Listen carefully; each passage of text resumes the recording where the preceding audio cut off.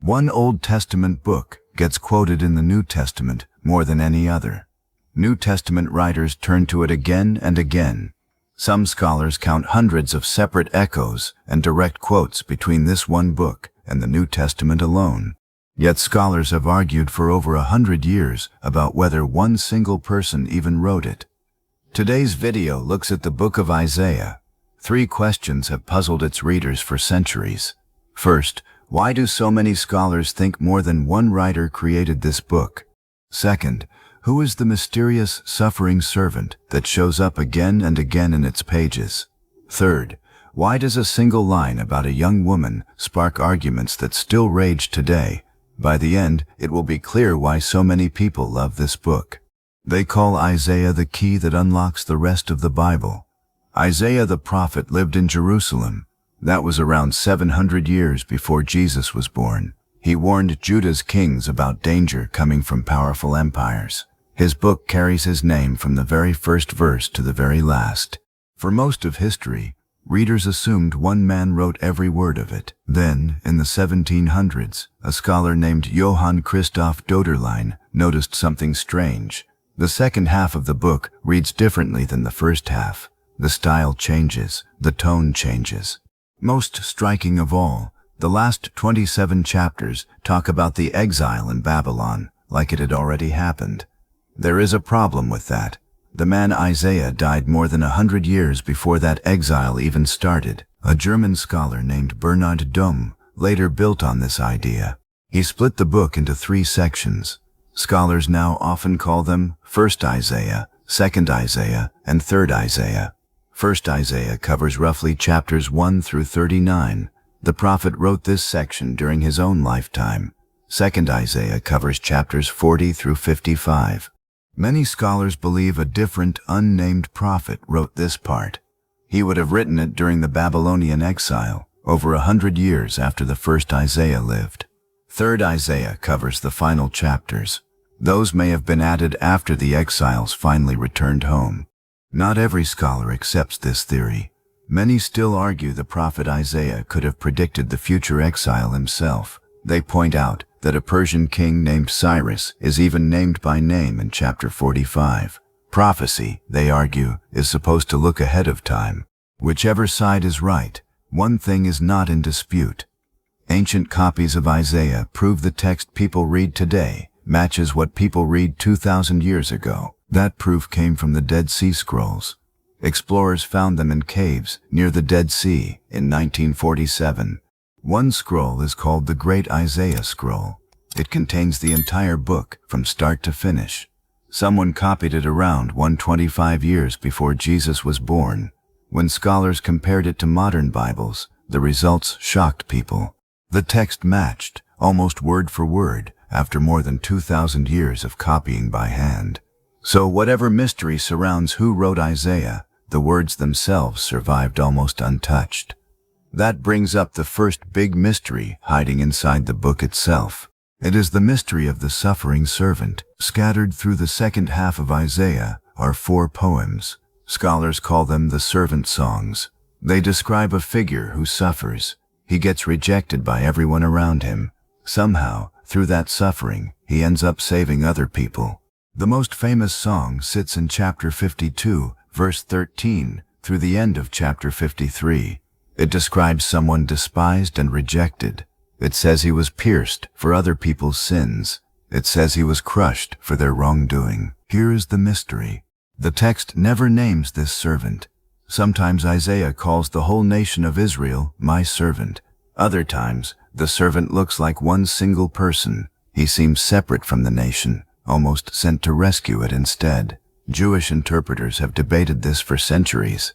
Some say the servant represents the whole community of Israel. Some say it means a smaller, faithful group within Israel. Some say it points to one specific person, maybe even the prophet himself. Early Christians read these same poems and reached a very different conclusion. They believed the suffering servant pointed straight at Jesus. His death, they said, matched the poem's language almost word for word. That debate has never fully closed, even today. What is clear is this: Whoever wrote these words created one of the most quoted passages in the whole Bible. The second mystery centers on a single word. It shows up in chapter 7, verse 14. Isaiah delivers this message to King Ahaz of Judah. Ahaz was in a moment of real political panic. Two enemy kings were threatening to attack Jerusalem. Isaiah tells Ahaz that God will give him a sign, whether he asks for one or not. The sign is this: the Alma will conceive and give birth to a son. She will call him Emmanuel. That name, Emmanuel, means something specific. It simply means God with us. The Hebrew word Alma means a young woman of marrying age. On its own, it does not say whether she is a virgin. It just means she is young. Here is where it gets interesting. Jewish scholars translated the Hebrew Bible into Greek roughly 200 years before Jesus was born. That Greek version is called the Septuagint. For this exact verse, those Jewish translators chose the Greek word parthenos. That word usually does mean virgin. Remember, Jewish translators made that choice, not Christian ones, centuries before anyone applied the verse to Jesus at all. Centuries later, the Gospel of Matthew quoted this exact verse. He used it to describe how Mary conceived Jesus. That one old translation choice became one of the most argued over verses in the whole Bible. Skeptics say the original sign was only about a child born during Ahaz's own lifetime. That child, they argue, was meant to prove God would rescue Judah quickly from its enemies. Believers say Isaiah's words carried a second, deeper meaning. That meaning, they argue, only became clear once Jesus actually arrived. Either way, one ancient translation decision still shapes Christmas sermons today, thousands of years later. Here is something most casual readers never learn. Isaiah is not just quoted the most in the New Testament. It gets named out loud, by name, more than any other prophet. When New Testament writers wanted to prove a point using an Old Testament prophet, they reached for Isaiah first. Paul cites him, Matthew cites him, John cites him, Peter cites him too, sometimes several times in a single chapter. The clearest example happens early in Jesus' own ministry. Luke chapter 4 tells the story. Jesus walks into the synagogue in his hometown of Nazareth. Someone hands him a scroll of Isaiah. He unrolls it to chapter 61. He reads a line out loud. It says, "The Spirit of the Lord is on him." It says he was sent to bring good news to the poor. Then Jesus rolls the scroll back up. He hands it to the attendant. He sits down. Every eye in the room is fixed on him. Then he says something remarkable. "Today this scripture is fulfilled in your hearing." He had dozens of scrolls he could have picked that day. Out of all of them, Jesus reached for Isaiah. He used it to announce exactly who he claimed to be. That single moment in a small-town synagogue helps explain everything else about this book. Isaiah was not written as a simple history lesson. It was not written as a straightforward prediction either. It reads more like a bridge between two worlds. Its early chapters deal with real political crises in ancient Judah. Its later chapters comfort exiles who are far from home. Its servant songs describe a suffering figure. His identity stayed open just enough for later generations to keep searching for the answer. Its single word about a young woman turned into a puzzle. People have debated that puzzle for 2,000 years and counting. Maybe one person wrote Isaiah. Maybe 3 people did. Maybe a whole school of prophets worked on it across centuries. Either way, the result is the same. Isaiah became the connective tissue linking ancient Israel's story to everything that came after it. New Testament writers did not treat it like an old history book.